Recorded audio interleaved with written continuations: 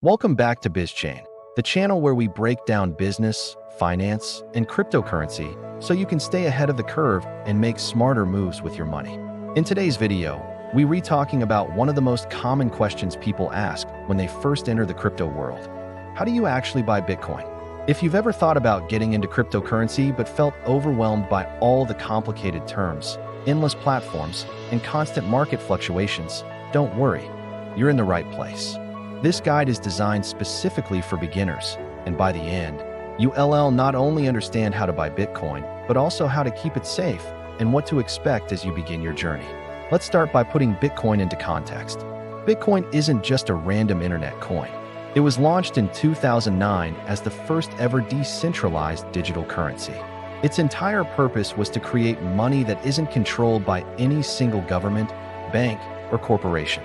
Instead, it runs on blockchain technology, a public ledger where every transaction is recorded and verified by a global network of computers. This system makes Bitcoin secure, transparent, and resistant to censorship. So why do people buy it? There are several reasons. Some see it as digital gold, a store of value that could protect their wealth from inflation. Others view it as an investment in the future of decentralized finance and blockchain technology. And then there are those who buy it simply because they believe the price will go up over time. Regardless of motivation, Bitcoin has become a global phenomenon, and owning even a fraction of it can feel like you retaking part in a historic financial shift. But here's the catch.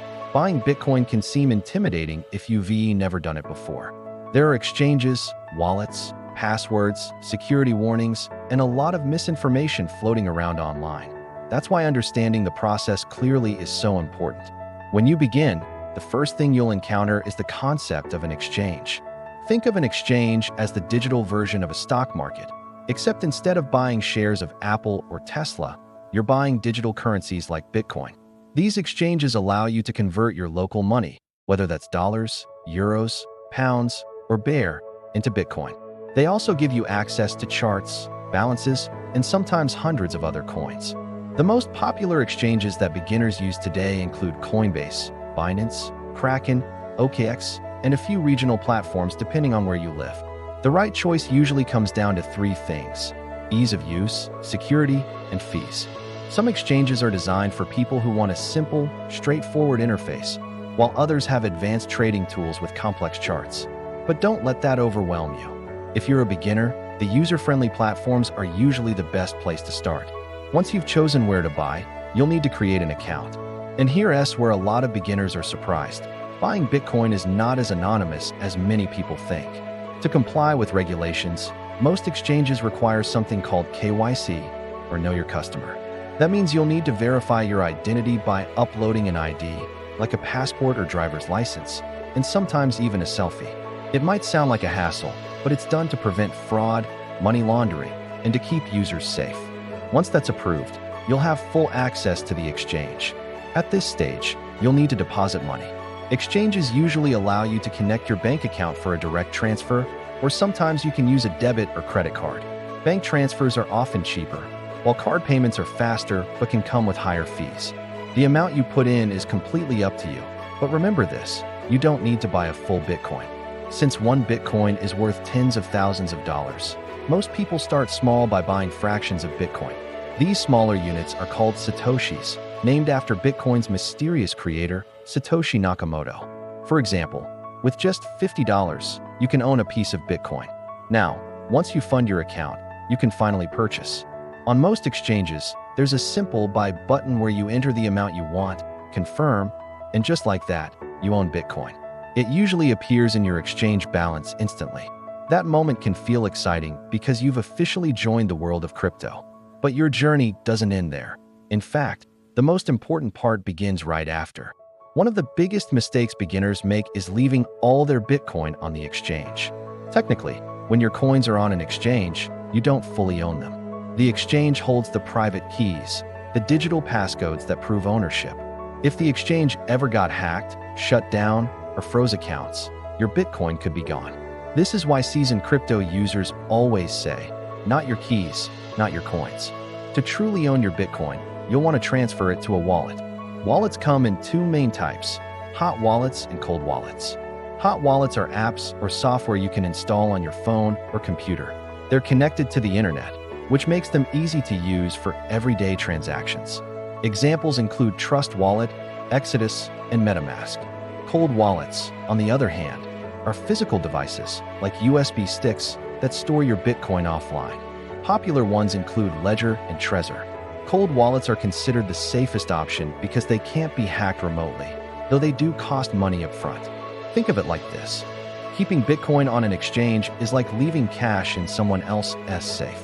Using a hot wallet is like having your own digital wallet in your pocket. And using a cold wallet is like putting your money in a secure vault that only you can open.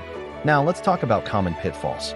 One of the easiest ways to lose Bitcoin is by falling for scams.